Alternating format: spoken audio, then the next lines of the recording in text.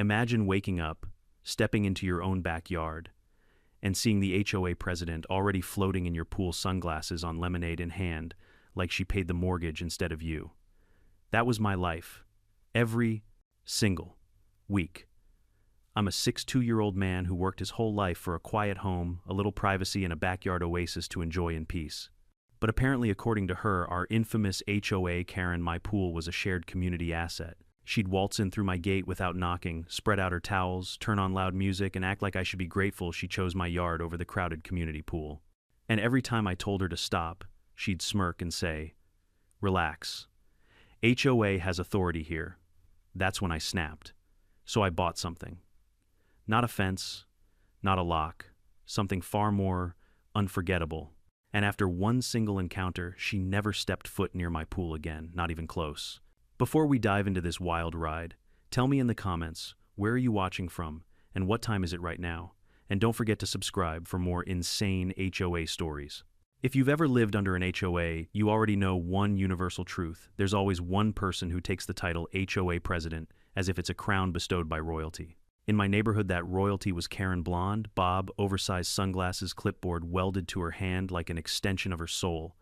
And the more power she believed she had, the less she thought any rule applied to her. After that ridiculous morning when she claimed my pool was part of her oversight duties, things only spiraled downward from there. At first, I thought maybe she'd embarrassed herself enough to stay away for a while. Let things cool off, let her ego recalibrate. But no. Karen was not built like other humans. She was built like a malfunctioning robot programmed to enforce rules she invented 5 minutes ago. And within days, she was back this time with a brand new excuse. I was trimming my hibiscus bushes when I saw her strutting up my driveway with that predatory smile she used whenever she planned on ruining my day. "Good morning, resident," she said, emphasizing the word like I was some transient squatting on her estate. I wiped my hands on my shorts and braced myself. "What now, Karen?" She gave a dramatic sigh. "Just doing a community compliance walk. As president of the HOA, it's my responsibility to inspect shared amenities." I looked around as if I might spot a public park or a community clubhouse behind me. "Shared amenities?" I asked. "You mean my yard?" She lifted her chin. "If it's visible from any neighboring property, it falls under HOA review." "It's not visible," I said. "There's a 6-foot privacy fence." "Well, that's your interpretation." She scribbled something onto her clipboard. "I'll need access to the pool for safety verification." "No." I didn't raise my voice. I didn't gesture. I simply said the word. Karen reacted like I'd slapped her into the next dimension. "Excuse me," she blinked dramatically. "You heard me." "No." Her mouth pressed flat. "You don't get to deny the HOA." I leaned on my hedge trimmer. "Karen, for the last time, my pool is not community property, and neither is my backyard." She gasped as if I'd committed treason. "I'll be speaking with the board." She said that so often I'm surprised it wasn't embroidered on her doormat. But she turned and stomped away, making sure each step was loud enough to communicate her displeasure to anyone within 3 houses. I thought maybe, just maybe, that would be the end of it. I was a fool. Because 2 days later, I caught her in my yard again. This time, she'd let herself in through the side gate, the same way she always did. Apparently knocking was too much commitment. And even worse, she was wearing a bright pink swimsuit, reclining on my pool float, the one my granddaughter bought me for Father's Day. My eye twitched. I walked outside and cleared my throat. "Karen." She pretended not to hear me. "Karen." She put on headphones. I stepped closer. "Take the headphones off." She removed one ear cup and glared at me. "Do you mind? I'm in the middle of my relaxation therapy. The HOA Wellness Committee encourages self-care." I took a deep breath. "Karen, you're trespassing." She waved dismissively. "No, I'm not. I'm monitoring water clarity. You're floating on a flamingo floaty. It's called hands-free assessment."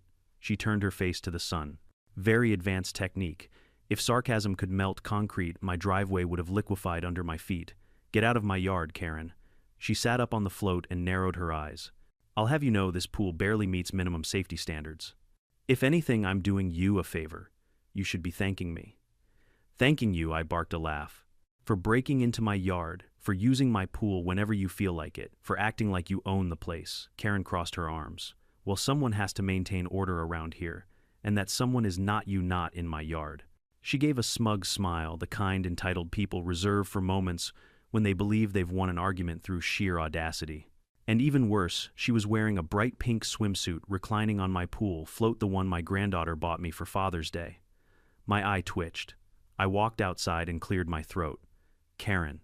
She pretended not to hear me. Karen. She put on headphones. I stepped closer. Take the headphones off. She removed one ear cup and glared at me. Do you mind? I'm in the middle of my relaxation therapy. The HOA Wellness Committee encourages self-care. I took a deep breath.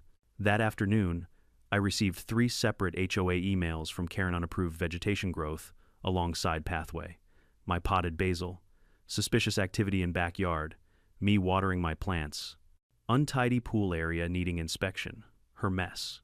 Each email ended with the same line, failure to comply may result in fines.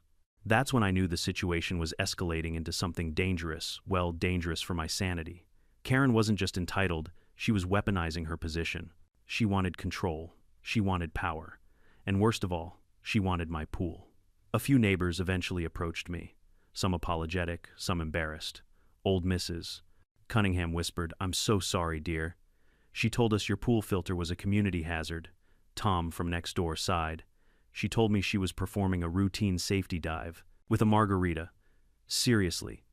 Even the teenagers across the street snickered about seeing her climb over my fence in a caftan like she was entering a private spa.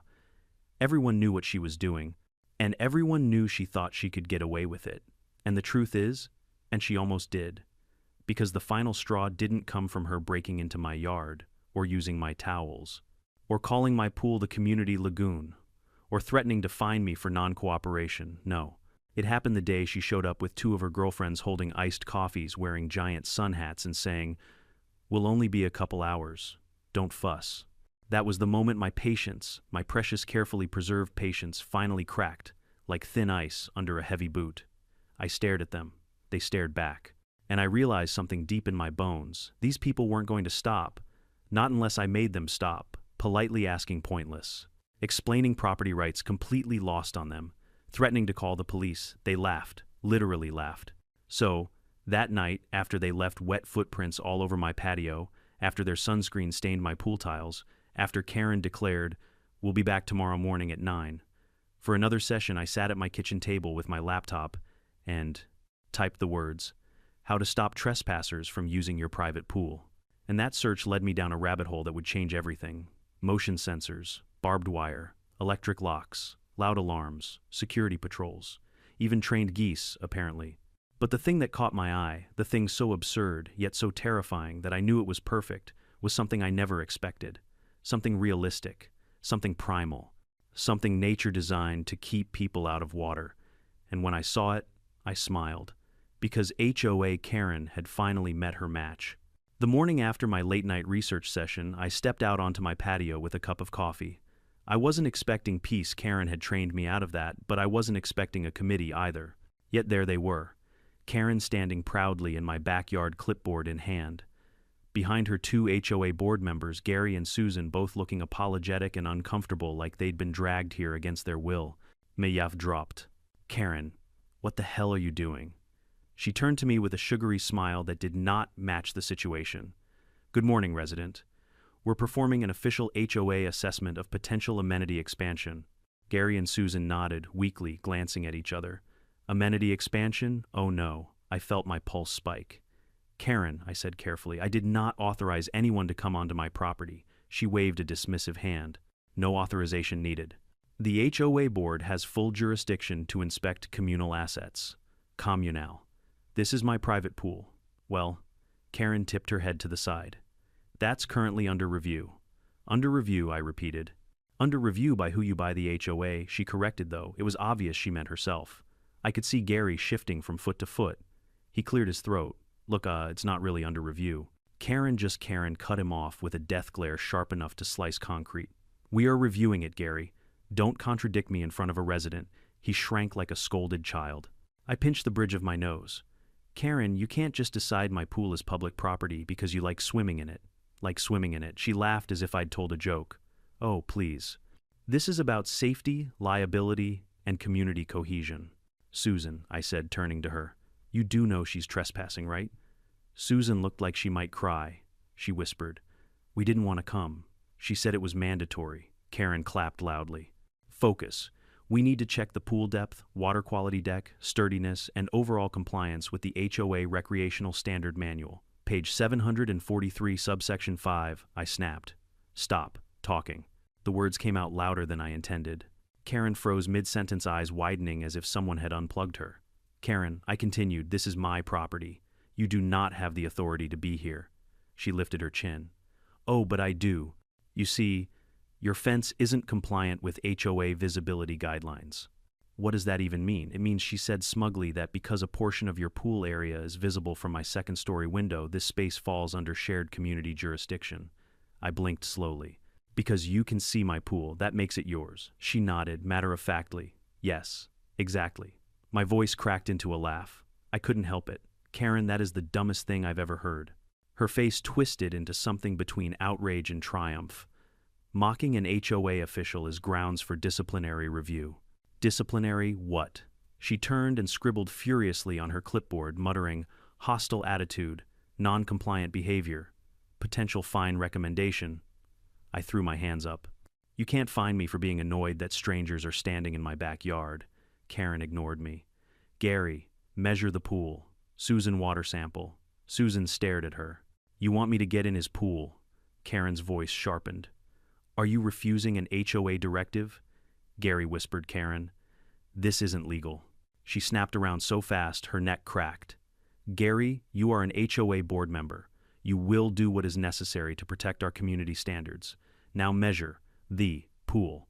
He sighed, defeated, and took out a measuring tape. I stepped forward. Gary, don't touch anything. He froze tape dangling from his hand. Karen stepped between us. Listen, I tried to warn you.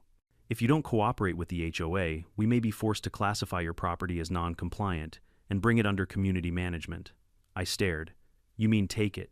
She didn't deny it. And that was the moment I finally realized the depth of her entitlement. She wasn't trespassing because she enjoyed the pool. She wasn't harassing me because she was bored. No. Karen fully believed she was above property laws. She believed my home was an extension of the HOA that she ruled. With my silence, she took that as permission to go further.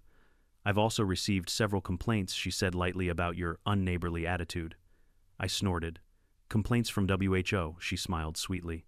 Anonymous sources. There were no anonymous sources. There was only Karen and the delusional kingdom in her head. Then she dropped the bomb. Based on ongoing concerns, she said the board may soon vote on converting your pool into an HOA-run shared amenity. My blood turned cold. You can't do that, I said sharply. Oh, but we can. The HOA has the authority to reassign community resources as needed. I stepped closer, lowering my voice. Karen, my pool is not a community resource. She met my stare with pure arrogance. It will be. That was it. That was the moment all patience vanished from my body like steam off boiling water. I dealt with trespassing. I dealt with harassment. I dealt with her stupid flamingo floaty. But this was a threat to take something I worked for, paid for, maintained, and cherished, just because she liked being in control. This wasn't a battle over a pool anymore. It was a battle over boundaries. Over respect. Over dignity. She had crossed every line and she was ready to cross more. Something in me clicked into place. A switch.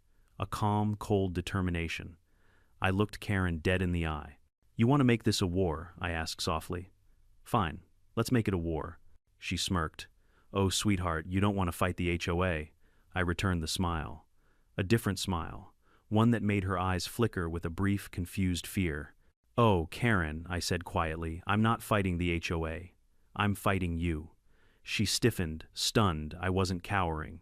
And that's when I made the decision that would change everything. The decision that would send her running, screaming, humiliated beyond repair. The decision that led me to buy something so horrifying, so realistic, so perfectly engineered, that even I questioned whether it was safe to put in my pool. Karen didn't know it yet, but her reign was over. I don't consider myself a vengeful man. At 62, I've lived long enough to know that revenge usually brings more headaches than satisfaction. But after weeks of enduring Karen's trespassing, her threats, her clipboard theatrics, and her growing obsession with my pool, I found myself sitting at the dinner table late one night with a single, undeniable truth buzzing in my chest. If I didn't put an end to her behavior once and for all, she was going to take more than just my peace. She was going to take control. And people like her, people who think rules bend to their liking, don't stop unless they crash into a wall they can't climb. I sat there with my laptop open, scrolling through forums, reading articles, watching videos titled things like How to Keep Wildlife Out of Your Yard and Best Deterrents for Intruders. Most of the advice was either impractical or straight up insane. One forum suggested installing a motion-activated siren. Another recommended smearing coyote urine near the fence. A third said I should buy a pair of aggressive geese, which, judging from the videos, looked more dangerous than any intruder I'd ever encounter. But then I found it. Buried deep in a thread about keeping herons away from koi ponds, someone posted a photo that made me stop scrolling. Floating on the surface of a pond was the most realistic fake alligator I had ever seen. The picture looked like it had been taken in a swamp in Florida. The details were terrifying: the shiny, glass-like eyes, the dark scales, the rigid jawline barely above water. It didn't look like a decoration. It looked alive. I clicked the link. The listing described it as a hyper-realistic floating predator decoy. Golf courses used it. Private lakes used it. Even some police departments used it for training. It came in 3 pieces: a head, a midsection, and a tail, each floating independently, so the water currents made them move like an actual gator. There were dozens of reviews saying things like, "Scared my husband half to death, and the mailman refuses to walk past our yard now. $40.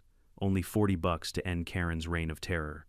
I sat back in my chair and pictured her strutting into my backyard the way she always did, ready to plop herself onto one of my lounge chairs, only to spot a 6-foot alligator staring back at her with cold, reptilian eyes.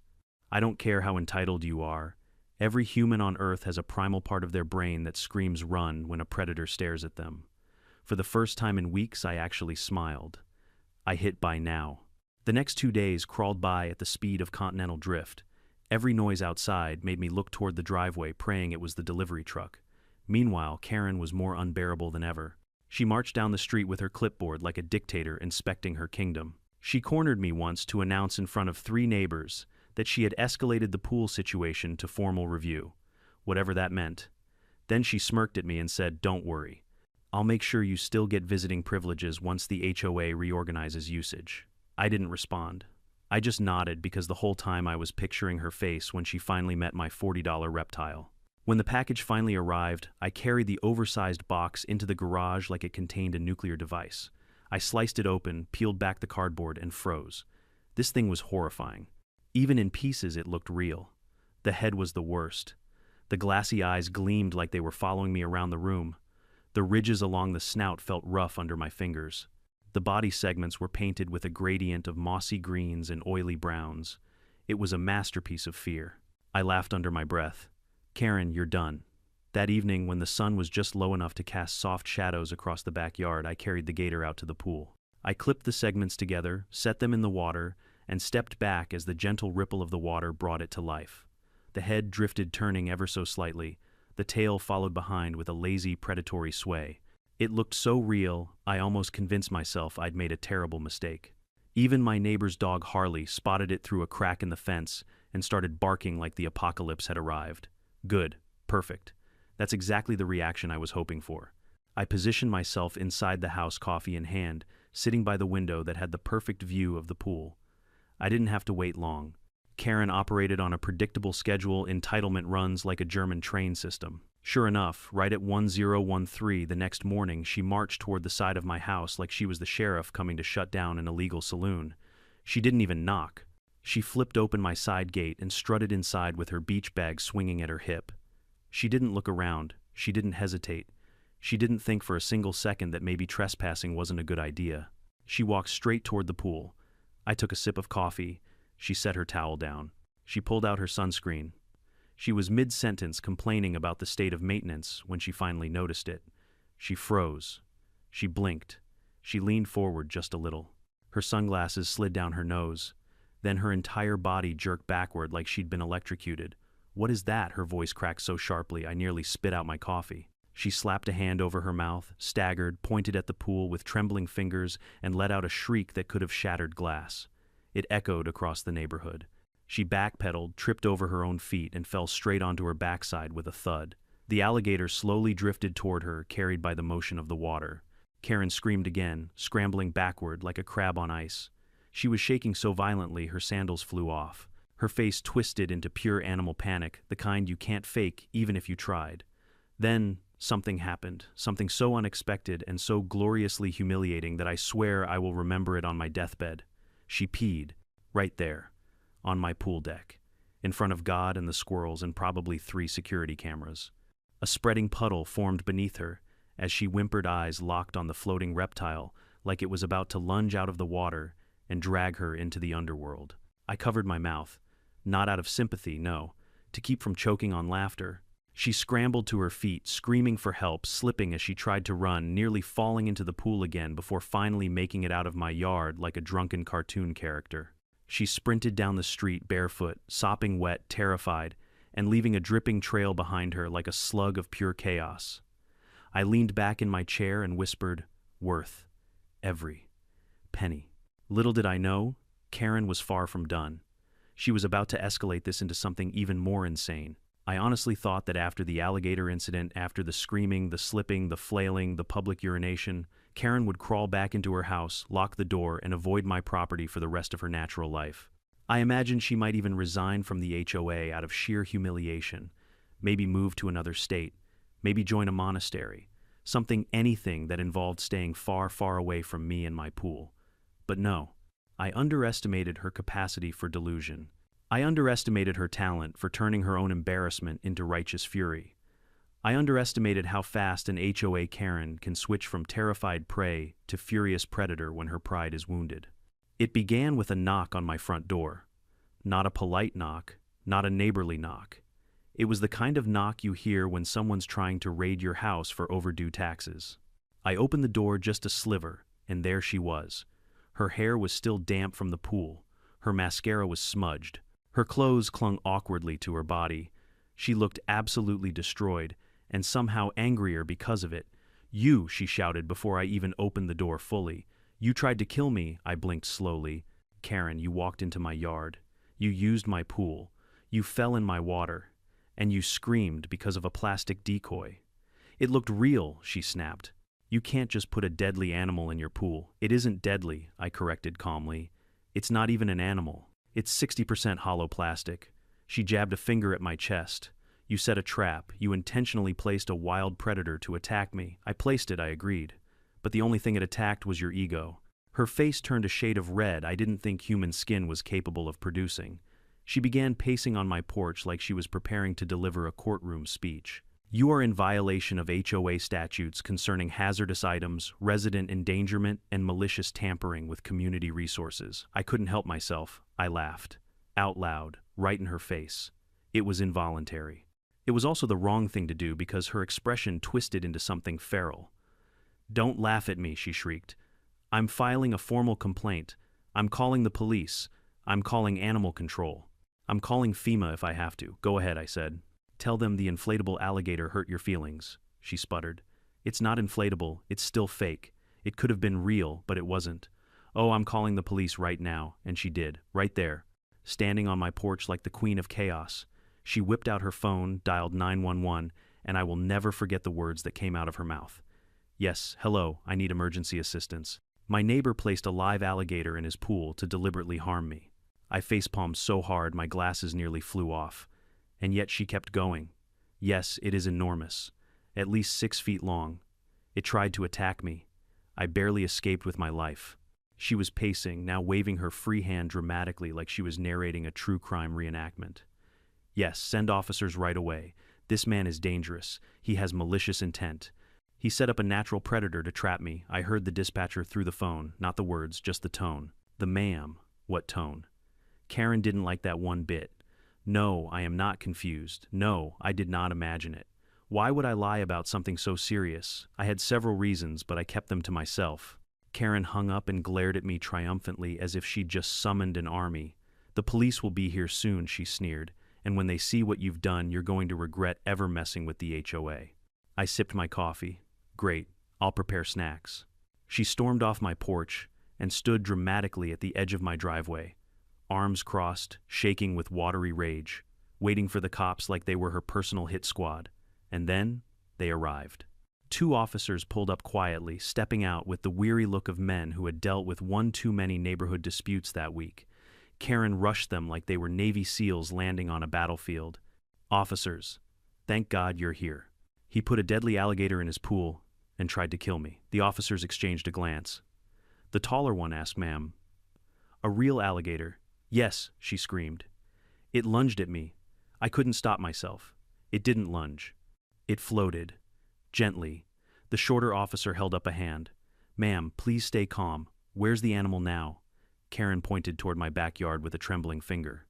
In there, waiting, watching, plotting, even the officers had to suppress smirks. Sir One said to me, "May we take a look?" "Of course," I said. "Watch your step. The only thing dangerous back there is my patience." We walked to the backyard, and there it was.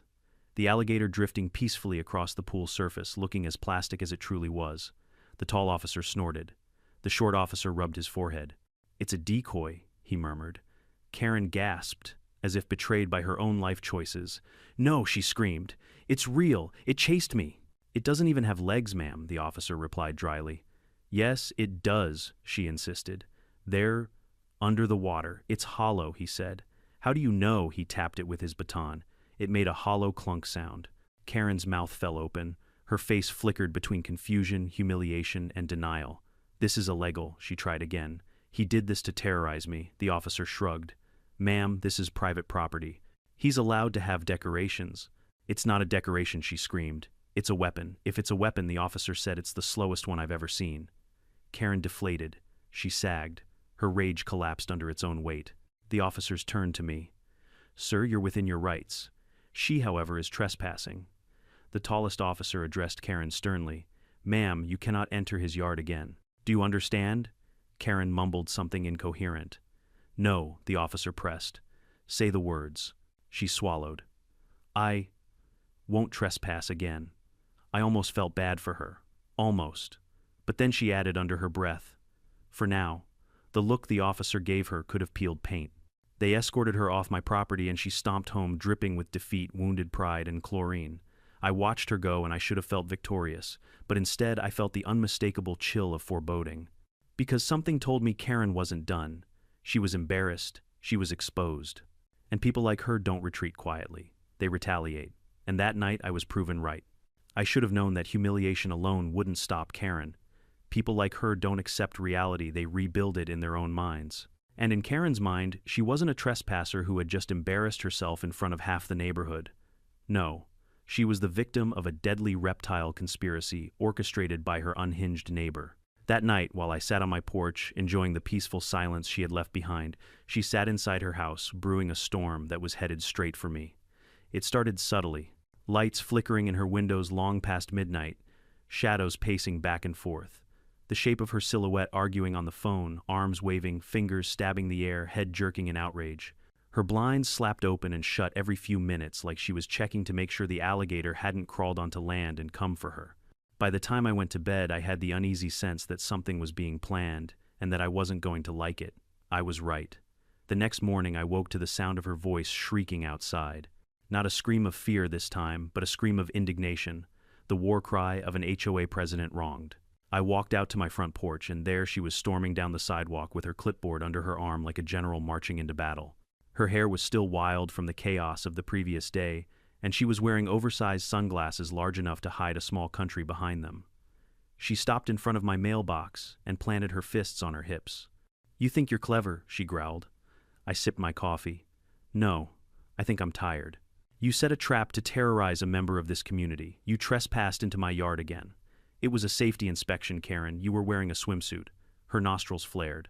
"A swimsuit is appropriate attire for aquatic hazard assessment." That sentence alone told me she was fully detached from reality. She stepped closer, lowering her voice. "You want to play games? Fine. But I don't lose games. I'm not playing anything," I said. "I'm just trying to live in my house without you treating my property like a public park." "Oh, that's where you're wrong." She jabbed her finger at me with the confidence of someone who had never been told no, and actually believed it meant something. "I've spoken to the HOA board. We are reviewing new safety regulations. Regulations that may require immediate access to your property." "You mean another excuse to trespass?" "I mean enhanced supervision of community hazards." She straightened her shoulders. "Including dangerous animals. It's plastic, Karen." She ignored me completely. "And while we finalize the paperwork, I'll be monitoring your yard myself. Monitoring, I repeated. Like you monitored it yesterday, her lips twitched. Don't mock me, then stop saying things that mock themselves. She sucked in a sharp breath, spinning on her heel like she couldn't stand another second of my existence. But before she walked away, she threw one last threat over her shoulder. You haven't seen the last of me. She was right. I hadn't. Because that night, Karen decided to retaliate. It began just after sunset. I had settled onto my couch with a movie playing quietly when my phone buzzed. A notification from my newly installed motion sensors, one of the smartest decisions I'd made since purchasing my home. Motion detected backyard gate. My stomach nodded. I tapped the live feed.